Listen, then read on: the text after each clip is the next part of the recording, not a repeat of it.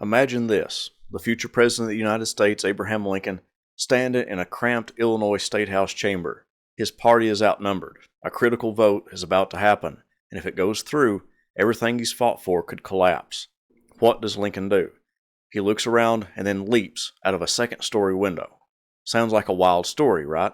But it actually happened, and to understand why Lincoln would do something so dramatic, you need to know what was at stake that day.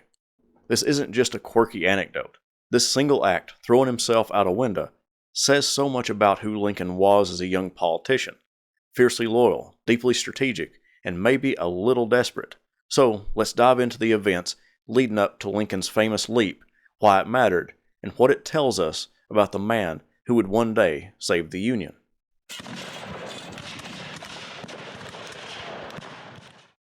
First, let's rewind to the late 1830s. Abraham Lincoln wasn't the iconic bearded president yet. He was a rising Whig politician in Illinois, hungry for influence and determined to shape his state's future. The Whigs, Lincoln's party, were pushing an ambitious agenda: internal improvements, roads, canals, railroads, to modernize the state and boost its economy. Lincoln was all in on this vision. As one account puts it, Lincoln saw these projects as essential for Illinois' prosperity. He believed America was a land of opportunity where poor boys like himself could get ahead, and he didn't mince words about how far the state had gone on this path. We are now so far advanced in a general system of internal improvements that, if we would, we cannot retreat from it without disgrace or great loss.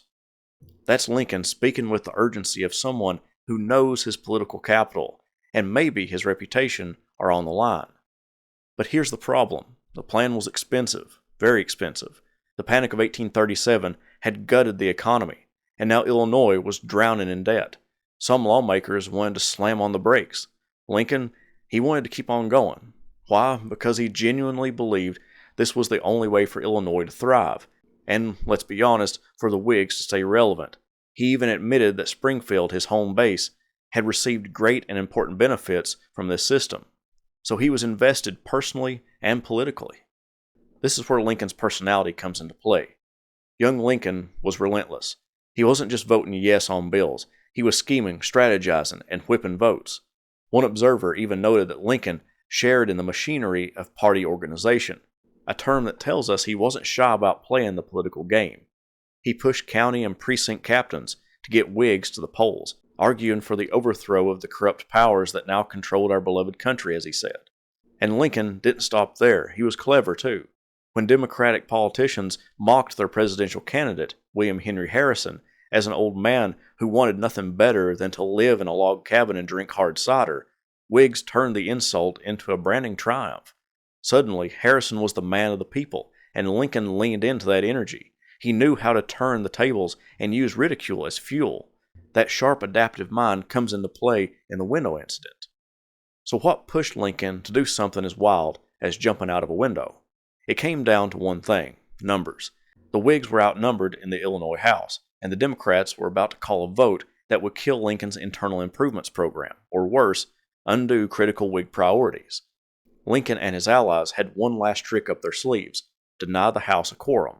If enough members left the chamber, there wouldn't be enough lawmakers present to legally conduct business. The plan was simple, but the Democrats had locked the doors to keep the quorum. So Lincoln and a few Whig colleagues had a choice: stay put and watch everything they'd worked for go down in flames, or get creative. And that's when Lincoln did the unthinkable. He bolted to a window, hoisted his tall frame up, and leapt to the ground below. Now, we don't know if he stuck the landing, but we do know he was committed. This wasn't a stunt for show. This was political warfare, and it worked, at least temporarily. By breaking the quorum, Lincoln and his friends bought precious time to fight another day. Here's the big takeaway. Lincoln's leap out the window wasn't just about a single bill. It symbolized his absolute determination to stand by his principles, even when the odds were stacked against him. He truly believed that internal improvements were the lifeblood of Illinois' future, and he was willing to risk embarrassment, maybe even injury, to defend that vision. And if you look closely, this episode foreshadows the Lincoln we'd come to know during the Civil War, a man who, when faced with a crisis, wouldn't hesitate to take bold, even unconventional steps. He wasn't reckless, he was resourceful. Whether it was preserving the Union or modernizing Illinois, Lincoln had a gift for seeing the bigger picture and doing whatever it took to achieve it. So, the next time you think of Lincoln, don't just picture the solemn figure at Gettysburg or the wise president in the White House.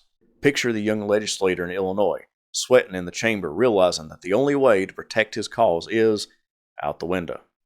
I'm Dr. Lucas Wilder. This is History Gone Wilder. I'll see you next time.